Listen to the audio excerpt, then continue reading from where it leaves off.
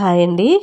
ఇప్పుడు నేచురల్ అని, organic food అని, మనకి మందులు వేయకుండా పండించే ఫుడ్ అని అమ్ముతూ ఉన్నారు.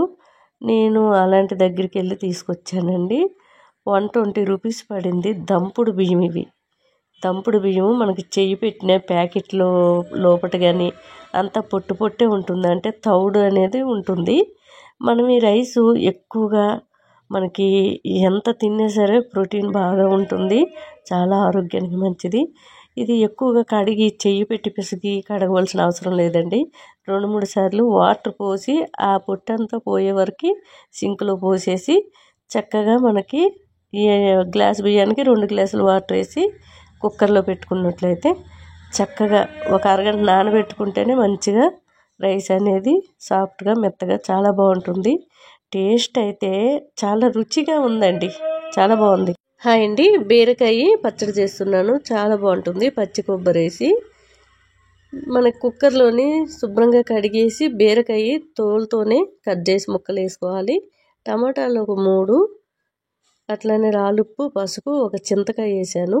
చింతకాయ లేనప్పుడు మీరు చింతపండు వేసుకోవచ్చు. 2 పచ్చిమిర్చీలు. చాలా టేస్ట్గా ఉంటుందండి పచ్చి కొబ్బరితో. నేను ఎప్పటికప్పుడే పచ్చి కొబ్బరి వేసి చేస్తూ ఉంటాను. రైస్ అయినా, రోటీ అయినా, దోశ అయినా బాగుంటుంది. వాటిపైకి సిమ్లో పెట్టుకొని 10 నిమిషాలు ఉడికించుకుంటే మనకి ఆవిరి అనేది వాటర్ రూపంలో కుక్కర్లో పడి మాడిపోకుండా ఉంటుంది. తర్వాత ఐలో పెట్టి 1 కేజీ వస్తే సరిపోతుంది. మనకి వాటర్ అస్సలు వేసుకోలే కానీ ఎంత వాటర్ వచ్చింది చూడండి.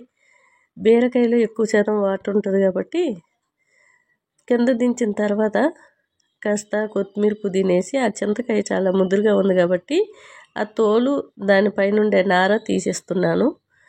లేత చింతకాయలు అయితే అట్లానే రుబ్బేసుకోవచ్చు తోలుతోనే, చాలా రుచిగా ఉంటుంది. మనకి చింతకాయ లేని వాళ్ళు చింతపండు కొద్దిగా వేసుకుంటే సరిపోతుంది. పులుపు బాగా తినేవాళ్ళు, లేదు టమాటా సరిపోతుందంటే అట్లానే మీరు చేసుకొని తినొచ్చు. టమాటా పైన ఉన్న తోలు కూడా తీసేయాలి. ఎవరైనా ప్రెగ్నెంట్తో ఉన్నప్పుడు బీరకాయ తోలు తీసి కూర వండుకొని తినడం అనేది మంచిదండి.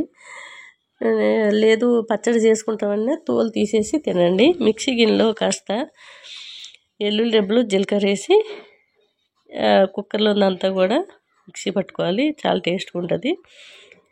ఈ ప్రెగ్నెంట్తో ఉన్నవాళ్ళు తోలుతో ఎందుకు తినకూడదంటే నాకు చెప్పేవాళ్ళు మా నానమ్మ, మా అమ్మమ్మ వాళ్ళు. ఎందుకంటే ఇట్లా పిల్లలు పెద్దగా అయ్యాక నరాలు అనేటివి బయటికి కనిపిస్తాయి అని బీరకాయ తోలు తినకూడదు అని చెప్పేవాళ్ళు.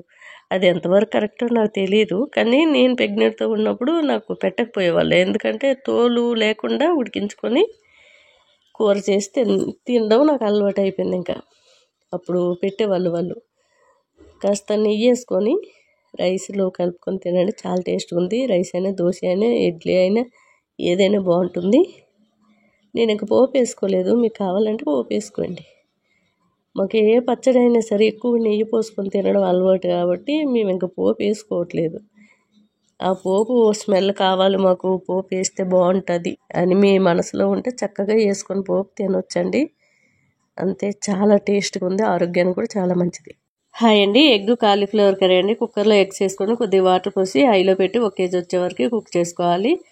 వేడి నీళ్ళల్లో కాలీఫ్లవర్ వేసి కాస్త రాలుపు వేసి ఒక 20 నిమిషాలు సైడ్కి పెట్టేయాలి. చాలా టేస్ట్గా ఉంటుందండి.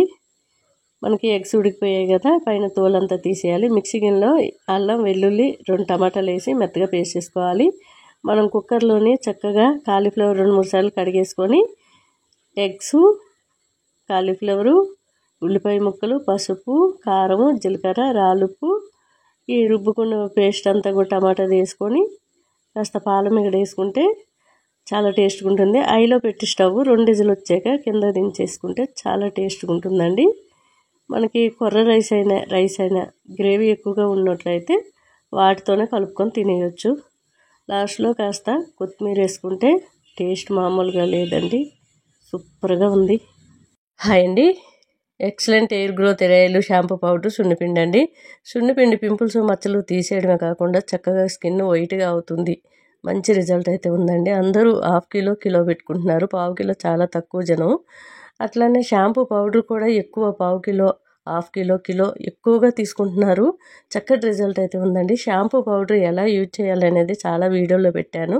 మీరు నా ఛానల్లోకి వెళ్తే అన్నీ కూడా మీకు తెలుస్తాయండి. అలాగే సున్నిపిండిలో కూడా ఏమేమి ఇంగ్రీడియంట్స్ అనేటివి కూడా కొన్ని వీడియోలో పెట్టాను. మీరు నా ఛానల్లో డైరెక్ట్గా వెళ్ళి అన్నీ చూసినట్లయితే మీకు అర్థమవుతుంది. షాంపూ పౌడరు నెత్తికి ప్యాక్ లాగేసుకొని 10 నిమిషాలు, టైం లేకపోతే 10 నిమిషాలు నెత్తిలోకి ఉన్నట్టు చూడాలి. టైం ఉంటే హాఫ్ అన్ అవర్ పెట్టుకోండి.